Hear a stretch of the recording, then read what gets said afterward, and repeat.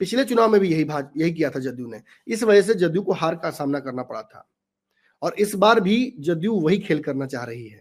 भाजपा के पट्टा लगाकर उनके जो प्रत्याशी हैं वो घूम रहे हैं, उनके समर्थक घूम रहे हैं, तो भाजपा के नाम पर आपकी नाव नहीं तैरेगी। बुरारी वाली जो सीट है उस पर संजीव झा जो कि आपके हैं वो लगातार जीतते आ रहे हैं, उन्हीं से जो मुख्य लड़ाई है। लेकिन कांग्रेस की तरफ से मंगेश त्यागी को यहाँ से कैंडिडेट बनाया गया है। तो चिराग पासवान को देखकर बिहारी जो सेंटिमेंट है, खासतौर पे वैसे लोग जो बहुत ज्यादा बड़ा काम नहीं कर रहे हैं दिल्ली में, वो प्रभावित होते हैं। वो सोचते हैं कि नहीं, ऐसा एक नेता बिहार में भी है जो अंग्रेजी में पनोरमा ग्रुप, जो सोचता है वो करता है। आपके अपने सपनों का आशियाना। अगर फ्लोट कर जाते हैं भाजपा की वोट पर, तो दिल्ली में भाजपा का वोट जो खुद ही डमाडोल है, वो कैसे फ्लोट कर पाएगा चिराग पासवान या जदयू के प्रत्याशी को, या उनको ये सीट कैसे जिता के ला पाएगी भाजपा।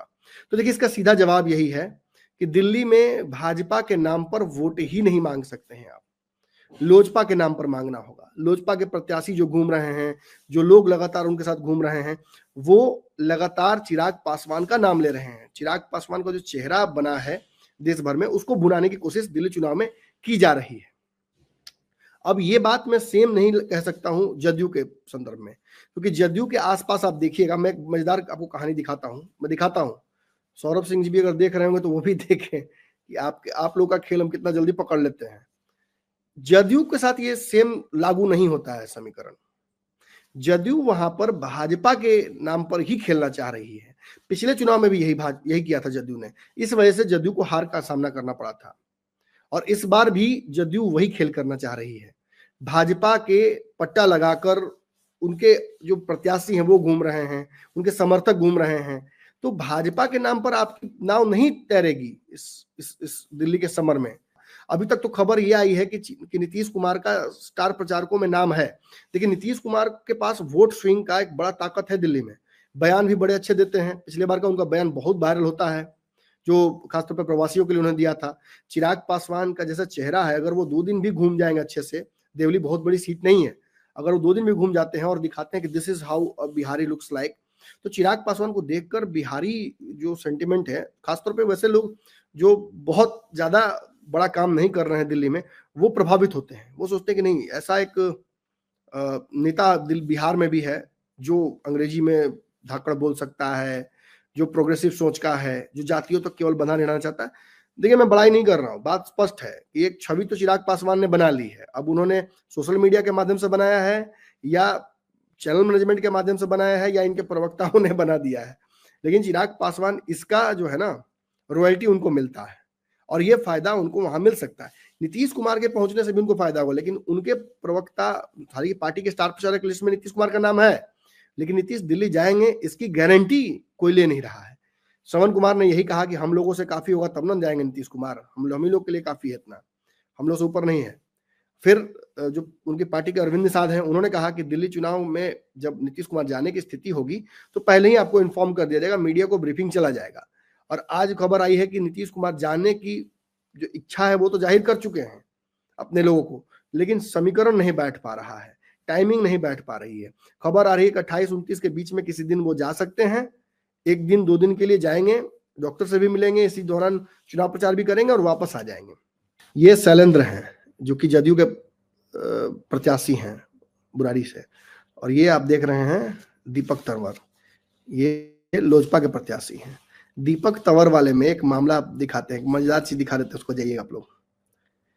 ये देखिए, यहाँ पे दोनों तरफ आप देख रहे हैं भाजपा का पट्टा घूम रहा है, हर तरफ भाजपा का इनको झंडा पहना दिया गया है।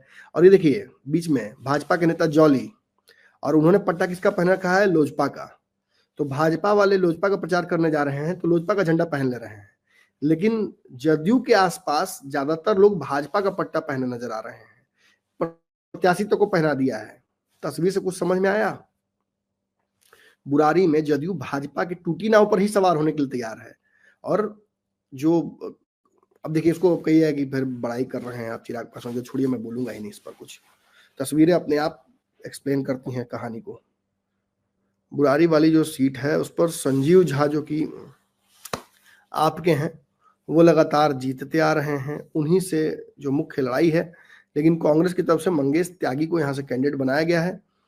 2020 में भी जेडीयू ने शैलेंद्र कुमार को टिकट दिया था, लेकिन संजीव झा लगातार जीतते रहे हैं और आगे भी मतलब संभावना है उनके ही जीतने की है। लेकिन हाँ, ये जरूर है कि नीतीश कुमार जाएंगे वहां दिल्ली में चुनाव प्रचार करने तो कुछ खेल जरूर कर सकते हैं। नीतीश का एक टैलेंट रहा है, वो दिल्ली चुनाव को बयानों से अपने गर्म कर देते हैं, भले जो हो रिजल्ट उसका। 2008 में यहाँ पर भारतीय जनता पार्टी जीती थी, सच्चाई यही है।